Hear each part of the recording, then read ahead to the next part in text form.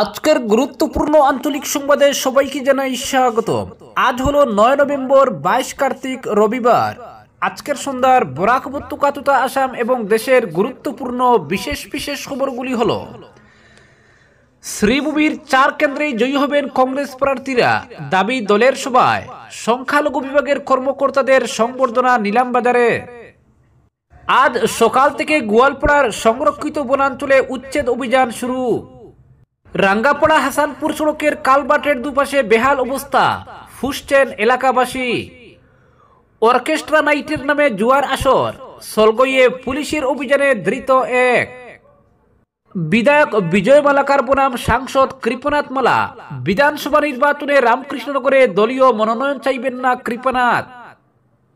টাকা নিন, ভোট দেবেন না, পরামর্শ প্রিয়াঙ্কা গান্ধীর। মণিপুর রেল স্টেশনের সীমাহীন দুরবস্থায় উদ্বিগ্ন স্থানীয় জনগণ। কাটলিজোড়া স্টপের চেয়ে জিএম এর কাছে আর্জি। লক্ষ্মী বৈষ্ণবের মৃত্যুর রহস্য উদ্ঘাটনে সার্কল অফিসারের দ্বারস্থ কংগ্রেস নেতা। আফাস আলী হত্যাকাণ্ডে পুলিশের ধারাবাহিক অভিযান। 18 দিনের মাথায় বড়খলার সোনাপুরে জমি বিবাদে খুনের ঘটনায় আরো 2 অভিযুক্ত গ্রেপ্তার, এখনো ফেরার 8 জন। 8 সপ্তাহের মধ্যে হাসপাতাল, বাসস্ট্যান্ড, স্টেশনগুলিকে পথ কুকুর মুক্ত করার নির্দেশ শীর্ষ আদালতের। এবং সর্বশেষ খবরটি হল 26-এর নির্বাচনের আগে গৌরবকে কেন্দ্র করে রণকৌশল, বিরোধী ঐক্যের পথে কংগ্রেস।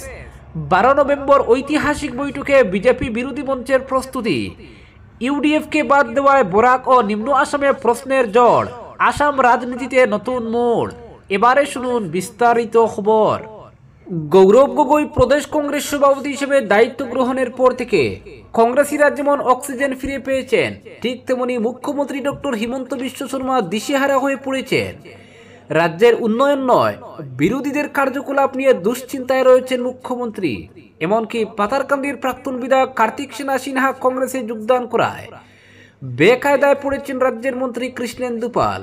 আগামী 2026 সালের নির্বাচনে জেলায় কংগ্রেসের আসন সংখ্যা অনেক বাড়বে বলে মন্তব্য করেছেন করিমগঞ্জ জেলা কংগ্রেসের সাধারণ সম্পাদক তথা মিডিয়া বিভাগের ইনচার্জ শাহাদত আহমেদ চৌধুরী। পূর্ব নির্ধারিত সূচি অনুযায়ী নিলামবাজার যাত্রাপুর রোডের ফিশ ফার্মার অ্যাসোসিয়েশনের অডিটোরিয়াম হলে শ্রীভূমি জেলা সংখ্যালঘু বিভাগের সভাপতি মুস্তাক আহমেদের সভাপতিত্বে ও বিধানসভা কমিটির সভাপতি তাহির আহমেদ চৌধুরীর সঞ্চালনায় নবনিযুক্ত নিলামবাজার ব্লক কংগ্রেসের সংখ্যালঘু শাখার সভাপতি রাজন আহমেদ ও বিভিন্ন মণ্ডলের সভাপতি সহ পদাধিকারীদের সংবর্ধনা ও নিযুক্তিপত্র বিতরণ অনুষ্ঠান অনুষ্ঠিত হয়। সবার উদ্দেশ্য ও আগামী বিধানসভা নির্বাচনে দলীয় প্রার্থীর অংশগ্রহণ সংক্রান্ত বিষয়ে বক্তব্য রাখেন করিমগঞ্জ জেলা কংগ্রেসের সাধারণ সম্পাদক শাহাদত আহমেদ চৌধুরী। তিনি বলেন, পাতারকান্দিতে 26-এর নির্বাচনে ফের কংগ্রেসের বিধায়ক নির্বাচিত হবেন। অনুরূপভাবে রামকৃষ্ণনগর কেন্দ্রে বিজয় মালাকারের অবস্থা ভালো নয়, সাংসদ ও বিধায়কের মধ্যে সংঘাত লেগেছে। তাই জেলার 4টি কেন্দ্র কংগ্রেস দখল করবে তাতে কোনো সন্দেহ নেই। তিনি আরও বলেন, ইদানিং দক্ষিণ করিমগঞ্জে কংগ্রেসের শক্তি দ্বিগুণ বেড়েছে। বিগত পঞ্চায়েত নির্বাচনে কংগ্রেস খুব ভালো ফলাফল দেখিয়েছে। পরবর্তী খবর, বিধায়ক বিজয় মালাকার ইস্যু নিয়ে সংবাদ মাধ্যমে মুখ খুললেন করিমগঞ্জের সাংসদ কৃপনাথ মালা। শ্রীভূমি জেলা আয়ুক্তের কনফারেন্স হলে সর্দার বল্লভভাই প্যাটেলের 150তম জন্মজয়ন্তী ও বন্দে মাতরম অনুষ্ঠানের প্রস্তুতি সভা শেষে সাংবাদিকদের মুখোমুখি হন তিনি। বর্তমানে রামকৃষ্ণনগর কেন্দ্রে বিধায়ক বিজয় মালাকার সমর্থক বনাম সাংসদ কৃপনাথ মালার সমর্থক মহলে যে কাদা চূড়াচুড়ি লক্ষ্য করা যাচ্ছে, এ বিষয়ে সাংসদ কৃপনাথ মালাকে প্রশ্ন করা হয়, বিজয় মালাকার আদৌ কি বহিরাগত? জবাবে দ্বার্থহীন ভাষায় কৃপনাথ সাংবাদিকদের পাল্টা প্রশ্ন করে বসেন, আপনাদের কি অজানা বিধায়ক বিজয় মালাকার তৎকালীন করিমগঞ্জ, বর্তমান শ্রীভূমির স্থায়ী বাসিন্দা ছিলেন। সবে 2 বছর হয়েছে বিধায়ক বিজয় মালাকার রামকৃষ্ণনগরে জমি ক্রয় করে বাড়ি তৈরি করে সেখানে বসবাস করছেন, মন্তব্য সাংসদের। সুতরাং তিনি কি করে রামকৃষ্ণনগরের ভূমিপুত্র হলেন?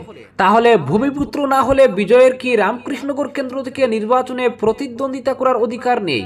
সাংবাদিকদের এমন প্রশ্নের উত্তরে কৃপনাথ বলেন, অবশ্যই অধিকার রয়েছে। ভারতের যে কোনো নাগরিকের যে কোনো কেন্দ্র থেকে নির্বাচনে প্রতিদ্বন্দ্বিতা করার অধিকার আছে। আর এই অধিকার বলেই রাষ্ট্রের প্রধানমন্ত্রী নরেন্দ্র মোদী গুজরাট ছেড়ে বেনারস থেকে তিনি নির্বাচিত হয়ে রাষ্ট্র পরিচালনা করছেন। তবে সাংসদ কৃপনাথের কি বিজয় মালাকারের সঙ্গে দ্বন্দ্ব আছে? এই প্রশ্নের জবাবে কৃপনাথ বলেন, তাদের মধ্যে কোনো দ্বন্দ্ব নেই। তিনি বিজেপির সাংসদ আর বিজয় মালাকার বিজেপির বিধায়ক, সুতরাং দুজনেরই কাজের দায়রা ও ক্ষেত্র পৃথক, ফলে বিরোধ কেন থাকবে?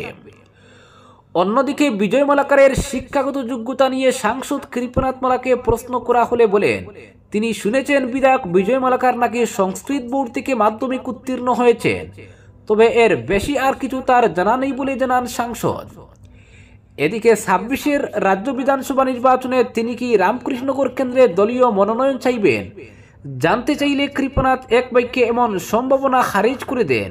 বলেন, এমনিতেই কেন্দ্রে বিজেপি দলের সাংসদ সংখ্যা কম রয়েছে, উপর থেকে তার পদ শূন্য হলে চাপ বাড়বে দলের, ফলে দল বা তিনি নিজে এমনটা কোনো অবস্থাতেই করবেন না।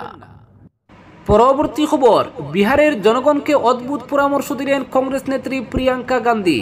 তিনি বলেন, বিজেপির লোকজনের কাছ থেকে টাকা নিন, কিন্তু ভোট দেবেন না। বাগলপুরে এক নির্বাচনী জনসভায় প্রিয়াঙ্কা বলেন, প্রধানমন্ত্রী মোদী মনে করেন তিনি মিথ্যা প্রতিশ্রুতি দিয়ে এবং 10,000 টাকা দিয়ে আপনাদের ভোট পেতে পারেন।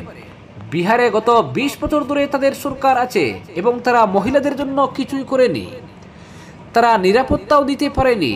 মহিলাদের বিরুদ্ধে অপরাধ 3 গুণ বেড়েছে। তারা আপনাদের 10,000 টাকা দিয়ে ঘুষ দেওয়ার চেষ্টা করছে, টাকা নাও কিন্তু তাদের ভোট দিও না। এদিন বিহারের কাটিহারে সাংবাদিকদের মুখোমুখি হয়ে প্রিয়াঙ্কা বলেন, জনগণ পরিবর্তন চায়, আমি সব সময় লক্ষ্য করেছি এবং জনগণ আমার চেয়ে বেশি কথা বলছে। জনগণ পরিবর্তন চায়, তারা ক্লান্ত এবং হতাশ, মনোযোগ অন্যদিকে সরানোর মতো কিছুই কাজ করছে না। জনগণ সকল দলকে তাদের ভবিষ্যৎ এবং অগ্রগতি নিয়ে কথা বলতে বলেছে। পরবর্তী খবর, অর্কেস্ট্রার নাইটের নামে জমজমাট জুয়ার আসর। গোপন সূত্রে খবর পেয়ে বাজারিছড়া থানার পুলিশ শুক্রবার গভীর রাতে সলগই 8 নম্বর এলাকায় হানা দিয়ে ফাঁস করল ওই অবৈধ কার্যকলাপের রহস্য। ঘটনায় এক যুবককে গ্রেফতার করা হয়েছে। উদ্ধার হয়েছে নগদ 4,100 টাকা। খেলায় ব্যবহৃত ঘুঁটি ও ডাইস উদ্ধার করা হয়েছে। স্থানীয় সূত্রে জানা গেছে, শুক্রবার রাতে একদল যুবক অর্কেস্ট্রা নাইটের আড়ালে জঙ্গলাকীর্ণ টিলার উপর বসিয়েছিল নিষিদ্ধ জুয়া খেলা জান্ডি মুন্ডার আসর। রাত বাড়তেই সেখানে ভিড় জমে যায়। গোপন সূত্রে খবর পৌঁছায় বাজারিছড়া থানায়। থানার সেকেন্ড অফিসার প্রভাকর চৌধুরীর নেতৃত্বে একদল পুলিশ দ্রুত ঘটনাস্থলে অভিযান চালায়। তবে পুলিশ পৌঁছানোর আগেই টের পেয়ে বেশিরভাগ জুয়ারি অন্ধকারের সুযোগে পালিয়ে যায়। পুলিশ আটক করতে সক্ষম হয় এক যুবককে, ধৃতের নাম রেফরু চাইমককে। তার বাড়ি পার্শ্ববর্তী ত্রিপুরা রাজ্যের গোমতী জেলার কারবুক গ্রামে। পরবর্তী খবর, শ্রীভূমি জেলার বদরপুর থানার অন্তর্গত রাঙ্গাপাড়া হাসানপুর সড়কের কালভার্টের 2 পাশের বেহাল অবস্থা নিয়ে চরম ক্ষোভ প্রকাশ করেছেন এলাকাবাসী। প্রতিদিন এই সড়ক দিয়ে হাজার হাজার মানুষ যাতায়াত করে থাকেন। শিক্ষার্থীরা প্রতিদিন বরাক উপত্যকার বিভিন্ন স্কুল ও কলেজে যাওয়ার জন্য এই সড়ক ব্যবহার করে, কিন্তু দীর্ঘদিন ধরে কালভার্টের দুপাশ তলিয়ে গিয়ে গভীর গর্তের সৃষ্টি হয়েছে। এর ফলে যাত্রীবাহী যানবাহন চলাচলে মারাত্মক অসুবিধার সম্মুখীন হতে হচ্ছে। প্রতিনিয়ত দুর্ঘটনার আশঙ্কায় পথচারী ও চালকরা আতঙ্কের দিন কাটাচ্ছেন। স্থানীয়দের অভিযোগ, বহুবার বিষয়টি সংশ্লিষ্ট বিভাগীয় কর্তৃপক্ষকে অবগত করানো হলেও এখনো পর্যন্ত কোনো কার্যকরী পদক্ষেপ নেওয়া হয়নি। ফলে প্রতিনিয়ত দুর্ঘটনার ঝুঁকি বেড়েই চলেছে। এলাকাবাসীর পক্ষ থেকে দ্রুত রাঙ্গারপাড়া হাসানপুর সড়কের কালভার্টের 2 পাশের গর্ত সংস্কারের দাবি জানিয়ে শ্রীভূমি জেলার জেলা কমিশনারের দৃষ্টি আকর্ষণ করা হয়েছে। পরবর্তী খবর, মণিপুর রেল স্টেশনের সীমাহীন দুরবস্থায় উদ্বিগ্ন স্থানীয় জনগণ। কাটলিজোড়ায় স্টপেজ চেয়ে ডিএম এর কাছে আর্জি। রেল বিভাগ হাইলাকান্দির ছোট মাপের স্টেশনগুলোকে যে একেবারেই গুরুত্ব দিচ্ছে না, তার জ্বলন্ত উদাহরণ দক্ষিণ হাইলাকান্দির মণিপুর স্টেশন। এই স্টেশন কেবল বৈরবী শিলচর রুটে ট্রেন চলার সময় খোলা থাকে, ফলে প্রতিদিন শতাধিক যাত্রী ওঠানামা করেন। এখানে কাউন্টারও আছে, কিন্তু টিকিট পাওয়া যায় না বলে সরব হয়েছেন স্থানীয় জনগণ। তাদের মতে এখন স্টেশনটি প্রায় পরিত্যক্ত অবস্থার দশা ধরেছে। 1985 সালে মিটার গেজ রেল লাইন চালু হয়েছিল। তখন থেকে 2014 সাল পর্যন্ত মণিপুর রেল স্টেশন পুরোপুরি সচল ছিল। স্টেশনের সামনে বৈদ্যুতিক লাইন টানা আছে, বলতে গেলে সাইরং বৈরবী রুটের ট্রেন এই স্টেশন ছুঁয়ে যেতে হয়। গত সেপ্টেম্বর মাসে দূরপাল্লার ট্রেন চালু হওয়ার পর থেকে এই স্টেশনের গুরুত্ব ক্রমে হ্রাস পাচ্ছে বলে স্থানীয়রা ক্ষোভ ব্যক্ত করেছেন। তারা বলেন, হাইলাকান্দি জেলা সদরের স্টেশন পরেই কাটলিজোড়া স্টেশনের স্টপেজ অত্যন্ত দরকার।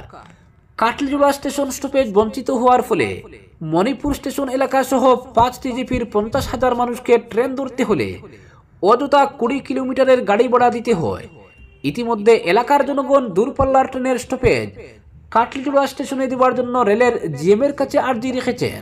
এর মধ্যেই মণিপুর স্টেশনটির সীমাহীন দুরবস্থায় মাথায় হাত স্থানীয়দের। প্রাপ্ত খবর অনুযায়ী এই স্টেশনে পা রাখলে যাত্রীদের মনে প্রশ্ন জাগে, এটা স্টেশন না পরিত্যক্ত ভবন। স্টেশন চত্বরের আশপাশ এলাকায় মূলত ঘন সবুজ পরিবেশ। স্টেশনের পশ্চিম দিকে পাহাড় আর পূর্ব ও দক্ষিণ দিকে মণিপুর বাগানের চা গাছ। এই বর্ণনাবলীতে সবুজের মধ্যেই দাঁড়িয়ে এই স্টেশনটি। পরবর্তী খবর, পশ্চিম কাটিগুড়ার রাজ্যেশ্বরপুর গ্রামের গৃহবধূ লক্ষ্মী বৈষ্ণবের রহস্যজনক মৃত্যুর সত্য উদ্ঘাটনে কাটিগুড়ার সার্কল অফিসার ডক্টর রবার্ট রুলোরের দ্বারস্থ হলেন শিলচর জেলা কংগ্রেস কমিটির সাধারণ সম্পাদক তথা আগামী বিধানসভা নির্বাচনে কাটিগুড়া কেন্দ্রে কংগ্রেস টিকিটের প্রবল দাবিদার সন্দীপ দাস ওরফে সানু। সন্দীপ এক প্রতিনিধি দলকে নিয়ে লক্ষ্মী বৈষ্ণবের বাড়িতে গিয়ে পরিবারের সদস্যদের সমবেদনা জানান এবং ঘটনার বিষয়ে অবগত হন। পরিবারের সদস্যরা লক্ষ্মীকে খুন করা হয়েছে বলে জানান।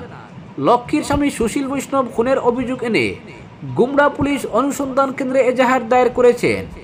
লক্ষ্মীর পরিবারকে ন্যায় পাইয়ে দেওয়ার আশ্বাস দিয়ে সন্দীপ দাস কাটিগড়ার সার্কল অফিসারের সঙ্গে দেখা করে ঘটনার প্রকৃত কারণ উদ্ঘাটনের জোরালো দাবি জানান। সন্দীপ দাস বলেন, এই ঘটনার সত্যতা উদ্ঘাটন একান্ত প্রয়োজন। তদন্তে যদি খুনের ঘটনা প্রমাণিত হয় তবে দোষীদের আইনানুগ শাস্তি প্রদান করা হোক। এদিন সন্দীপ দাসের সঙ্গে ছিলেন মহাদেবপুর গুমরা জেলা পরিষদ সদস্য ত্রয়ীবাসী দাস, সৈয়দ আনোয়ার, সুভাষ দাস প্রমুখ। উল্লেখ্য, গত মঙ্গলবার বিকেলে গরু খুঁজতে গিয়ে রহস্যজনকভাবে মৃত্যু হয় রাজ্যেশ্বরপুর গ্রামের গৃহবধূ লক্ষ্মী বৈষ্ণবের। অপরদিকে পূর্ব ঘোষণা অনুযায়ী আজ সকাল থেকে গোয়ালপাড়া জেলার দহিকাটা সংরক্ষিত বনাঞ্চলে শুরু হয়েছে উচ্ছেদ অভিযান।